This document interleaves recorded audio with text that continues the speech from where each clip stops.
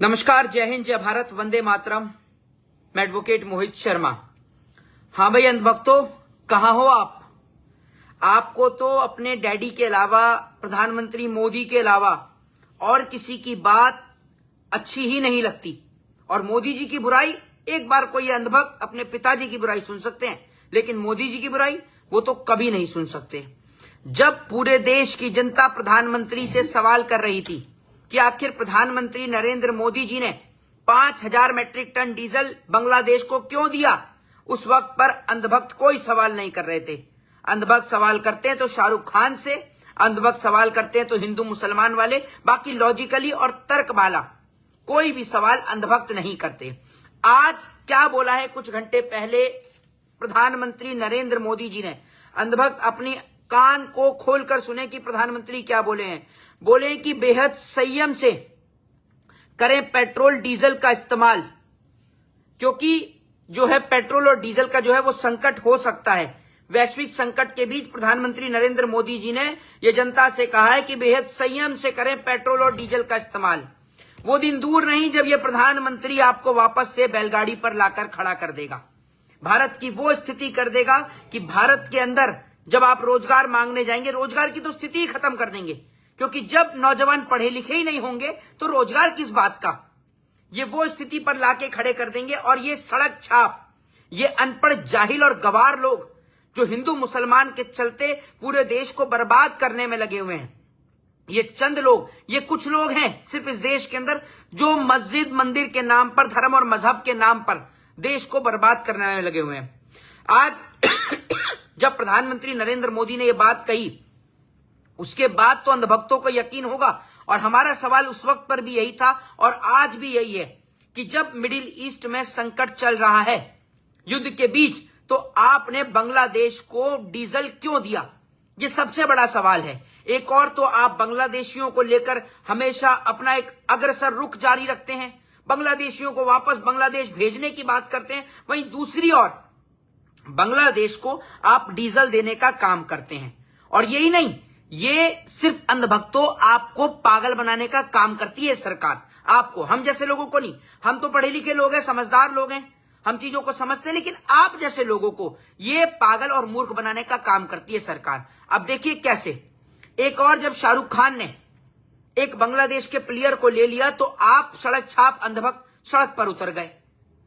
जब बांग्लादेश के अंदर दीपू चंद्र दास की हत्या की गई तो भारत के रहने वाले मुसलमानों ने भी उसका विरोध किया, बांग्लादेश का। लेकिन आपके प्रधानमंत्री ने क्या किया? जैसी बांग्लादेश में शपथ ग्रहण समारोह हुआ, तुरंत फोन करके सरकार की बधाई दे दी, उनको भारत आने का निमंत्रण भेज दिया। आपके लोकसभा स्पीकर ओम बिरला तो शपथ ग्रहण समारोह तक में पहुंच गए और आप बांग्लादेश से नफरत दिखा रहे हैं। वहीं आपके मोदी जी ने बांग्लादेश को डीजल दे दिया। जब भारत में संकट चल रहा है तो आपको पेट्रोल और डीजल देने की जरूरत क्या थी? यह सबसे बड़ा सवाल है। लेकिन अंधभक्त सिवाय कमेंट बॉक्स में गाली देने के कुछ नहीं कर सकते, क्योंकि ये अनपढ़ जाहिल और गवार हैं। आप अनपढ़ जाहिल और गवारों की वजह से पूरे देश को इन जैसे लोगों को भुगतना पड़ रहा है। जिन लोगों की औकात एक पंचायत का चुनाव जीतने की नहीं थी, वो आज इस देश के मालिक बने बैठे हैं। और इस देश के पढ़े लिखे लोग, इस देश के नौजवान लोग जब सड़क पर रोजगार मांगने के लिए उतरते हैं तो उनको लाठी और डंडे से पीटा जाता है। करोड़ों रुपया चुनाव पे खर्च करने के लिए इनके पास है, लाखों रुपया बहाने के लिए इनके पास है, लेकिन नौजवानों को रोजगार देने के लिए इनके पास पैसा नहीं है। होगा भी कहां से, क्योंकि इनके बच्चे तो विदेश में रह रहे हैं और इनके बच्चे तो बिना पढ़े लिखे, बिना कुछ करे, बिना चुनाव लड़े मिनिस्टर बन रहे हैं। एक नीतीश कुमार, उसके लड़के को स्वास्थ्य मंत्री बना दिया। उसकी स्थिति आपने देखी है, कहां से चुनाव लड़ा है भाई वो। एक और तो मोदी सरकार परिवारवाद की बात करती है, पूरा परिवारवाद तो आपकी पार्टी में। आपका बेटा बिना क्रिकेट खेले क्रिकेट में पहुंच गया, बीसीसीआई में पहुंच गया। वहां नीतीश कुमार का बेटा बिना चुनाव लड़े जो है वो मंत्री बन गया। वहीं अनुराग ठाकुर को देखो, उनके पिताजी राजनीति में रहे, वो भी राजनीति में आ गए। राजनाथ सिंह के बेटे को देखो, आप पंकज सिंह को, लोकसभा स्पीकर के बच्चों को देखो, लेकिन अंधभक्तों के बच्चों को देखो। अंधभक्तों के बच्चे सिर्फ क्या कर रहे हैं? हिंदू मुसलमान, मंदिर मस्जिद। और अब तो इस कदर स्थिति देश की खराब हो गई है कि छोटे छोटे बच्चे मोदी मोदी मोदी करने में लग रहे हैं। जिनके घर में खाने को रोटी नहीं है, जिनके बच्चे पढ़े लिखे नहीं है, वो भी अपने बच्चों को स्कूल भेजने के बजाय अब ये कार्यक्रम शुरू करा रहे हैं। आज देश किस स्थिति से जूझ रहा है ये आप सभी देख रहे हैं। हर एक व्यक्ति ये जानता है। बंगाल के अंदर इनकी सरकार बनी है, बंगाल की सरकार ऐसी बनी है कि जो धन्यवाद के पोस्टर थे वो भी अगले दिन फट गए। कोई पोस्टर, बैनर, होर्डिंग नजर नहीं आया। मैंने फेसबुक पर वीडियो लाइव करी थी, आपको दिखाया भी था, आप देख भी सकते हैं वीडियो में जाकर। तो ये इनकी स्थिति है। बेईमानी के दम पर इन लोगों ने सरकार बनाई, लेकिन जिस वक्त पर 5 राज्यों का चुनाव था, बंगाल, असम के सहित तमिलनाडु में भी चुनाव था, और तमिलनाडु की जनता, जिस तमिलनाडु में सबसे ज्यादा हिंदू मंदिर है, वो तमिलनाडु की जनता ने इन्हें नहीं चुना। उस तमिलनाडु की जनता ने विजय थलापति को चुना, टीवीके को चुना। हिंदू मुसलमान मंदिर और मस्जिद के नाम पर नहीं, वहां की जनता ने वोट दिया तो शिक्षा के नाम पर, महंगाई के नाम पर, संविधान के नाम पर। और पूरे देश को उम्मीद है कि विजय थलापति एक राजनीति में एक नया करिश्मा करके दिखाएंगे। लेकिन अंधभक्तों, आपका क्या? अभी भी समय है।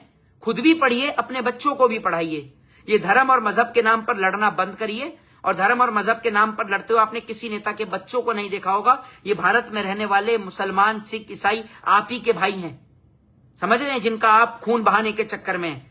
हम लोगों ने आपस में एकजुट होकर अंग्रेजों को भगाने का काम किया। और अगर हिंदू, मुस्लिम, सिख, ईसाई एक होगा तो भारत बहुत तरक्की करेगा, प्रगति करेगा, उन्नति करेगा, बहुत आगे बढ़ेगा। आप लोगों को वीडियो अच्छी लगी हो तो वीडियो को शेयर करें, अपनी राय, अपनी प्रतिक्रिया कमेंट बॉक्स पर जरूर दें। जय हिंद, जय संविधान।